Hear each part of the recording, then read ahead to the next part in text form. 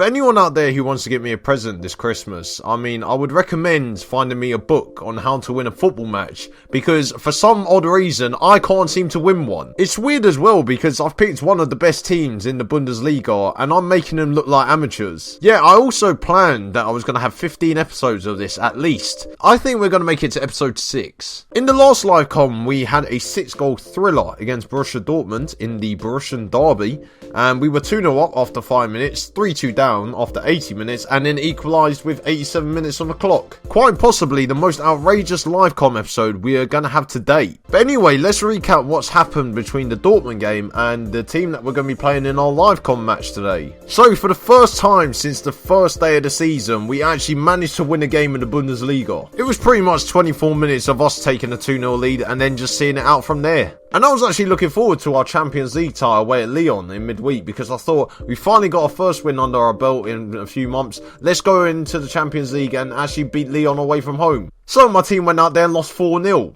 And we didn't have a single shot on target at all in the entire game. We did beat Lotta in the DFB Pokal second round though, away from home 1-0. The stats say that this was a shit game, and it was an absolutely shit game. And after beating Lotta in the DFB Pokal second round tie away from home, we were drawn against Nuremberg at home in the third round. Another easy tie for me. So we signed a new goalkeeper from FC Sion in Switzerland, Anton Matrushkin, and he's going to be my third choice keeper. He's got a bit of potential on him, so I thought I'd buy him anyway for the long term. That's if I'm even here for the long term. He did cost me 2.9 million though, so that's my entire transfer budget now gone. So if I can't sign anyone in January, blame that signing. So he just tied down Mahmoud Dahoud to a new contract for 4 years, so he's going to be with us for 4 years. I couldn't have made it more obvious. And Florian's a bad man, giving him shit on Twitter. Imagine trying to give shit to someone on Twitter when your name is Florian. Florian. We then played Hamburg at home, and I kind of fucked up. Well, I say kind of, I actually really did fuck up. So a lot of the players that weren't playing in the first team, I decided to give them some reserve team football. Then I looked at the fixtures for the reserve team and noticed that there wasn't any. So I set a few fixtures for them to play so they can build up a bit of match fitness. That was until I accidentally arranged a friendly on the same day we played Hamburg. And that meant that 3/4 of my team were now ineligible to play. Oh, well done. If you wanted to know how many first team players I actually had available to me, that's how many we had. I'm fucking lucky I didn't set all my goalkeepers to play reserve team football. But then my idiocy compounded my misery, because we lost at home to Hamburg, who went down to 9 men.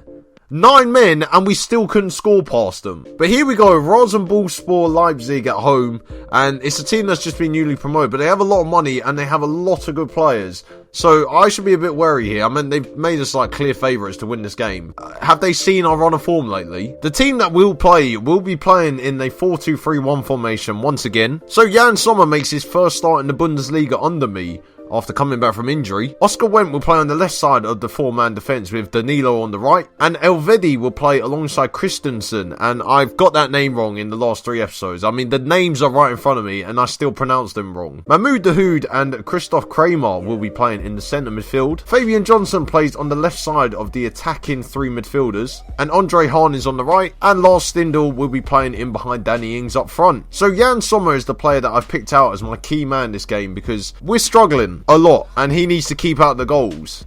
So after doing my research on this franchise scum of a team, I found out that their star striker Timo Werner is their top goal scorer with 10 goals in 8 games. Now that's more than my entire team put together in the league.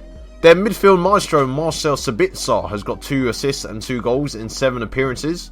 Oh, and their one to watch Oliver Berg, who was signed from Nottingham Forest in the summer, he's not actually started a game yet. Yeah, I probably should never have put him in the graphic. Maybe Leipzig are in the Christmas mood, and maybe they're going to donate me a win as a present. There's more chance of me winning the Bundesliga at this point of the season rather than that happening. And that doesn't really make any sense either, so what the fuck am I talking about? And there's Lars Stindl to give us the lead, and for some reason I've decided to go on Facebook. Dahoud! Oh no, he's hit the bar. Unbelievable. You know what, I'll take that, Kramer. Well done. He stopped a counter-attack and got a yellow card. Leipzig are not going to score against us. So Timo Werner's just made it 11 Bundesliga goals this season. So we're drawing 1-1 at half-time against the German MK Dons.